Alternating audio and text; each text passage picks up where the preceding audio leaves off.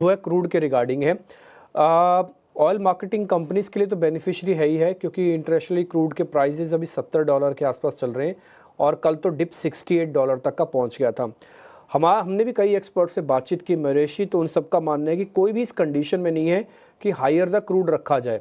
ना तो रशिया, ना ही अमेरिका, ना ही गल्फ कंट्रीज अभी चाहेंगे एकदम से स्पीड से बढ़ जाए, और ना ही इंडिया के फेवर में, ना ही चाइना के फेवर में है ये। कुल मिला के क्रूड शायद शांत भी रहेगा और $70 के आसपास काफ़ी समय भी निकाले।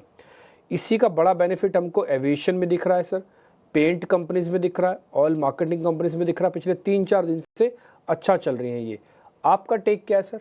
बने रहे इसमें अगले कम से कम 15-20 दिन, थोड़ा पुल बैक भी मिलेगा, थोड़ा वैल्यूएशन भी मिलेगा।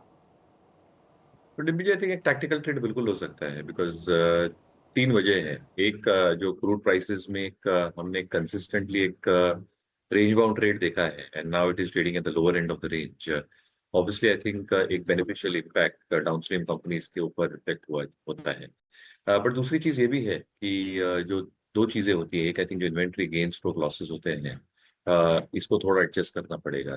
दूसरा आई थिंक जो सिंगापुर जीआरएम्स है, ये $5.5 के आसपास पहुंच चुके हैं।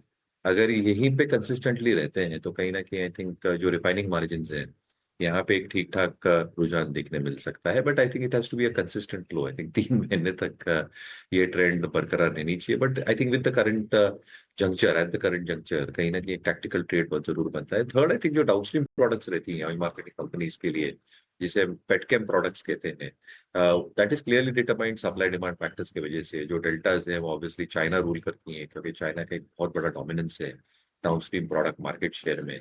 तो वहां पे थोड़ी आई थिंक अभी भी प्राइसिंग रिलेटेड इश्यूज हैं। बट जो सबसे दो बड़े मुद्दे हैं, एक आई थिंक जो जो मार्जिन होती हैं, वहां पे आई थिंक कंसिस्टेंसी थोड़ी देखी जा सकती है तो प्राइसेस स्टे दिस वे। और जो सिंगापुर जीआरएम्स है, वो थोड़े ऊपर के लेवल पे अगर रहते हैं तो यहाँ से भी आई थिंक एक इंक्रीमेंटल फायदा होता है। तो डेफिनेटली आई थिंक एक टैक्टिकल ट्रेड जरूर बनता है ऑयल मार्केटिंग।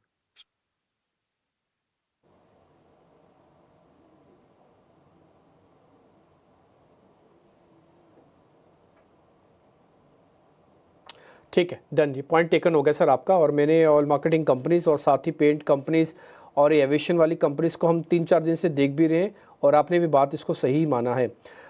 एक और खबर से शुरू करता हूं सर। खबर आपकी स्क्रीन पर आ जाएगी, जरा नोटिस कीजिएगा उसको भी। इसको एक दवा की अप्रूवल भी मिली है। इस पे आपका टेक क्या है? इसमें डिफेंसिव और एग्रेसिव दोनों का कॉम्बिनेशन है, इसलिए थोड़ा इससे स्टार्ट कर रहा हूँ सर। पॉजिटिव न्यूज है, पॉजिटिव न्यूज है। बट नंबर्स कैसे आते हैं देखना बहुत लाजमी होगा। दूसरा आई थिंक जो यूएस टैरिफ्स की हम बात कर रहे हैं बार बार, फार्मा इंडस्ट्री को लेके क्या टैरिफ्स का एक रुझान रहता है ट्रम्प एडमिनिस्ट्रेशन का, ये देखना बहुत जरूरी होगा। बट ऑब्वियसली आई थिंक ये ड्रग अप्रूवल एक बहुत बड़ी खबर है जाइडस के लिए। काफी कुछ अप्रूवल्स उनको मिले हैं, तो I think they have got a very steady pipeline, जिसके वजह से एक्सपेक्टेशन यही है कि फ्यूचर लॉन्चेस भी ठीक ठाक रहेंगे। हालांकि आई थिंक नंबर्स कैसे निकल के आते हैं देखना बहुत लाजमी होगा along with Trump tariffs. At this juncture जैसे हम देखते हैं मार्केट्स इन इंडिया में, जो ईपीएस अर्निंग्स रेटिंग है, आरएस रेटिंग है, एपिट इंडिया हमें थोड़ा बेटर प्लेस लगता है।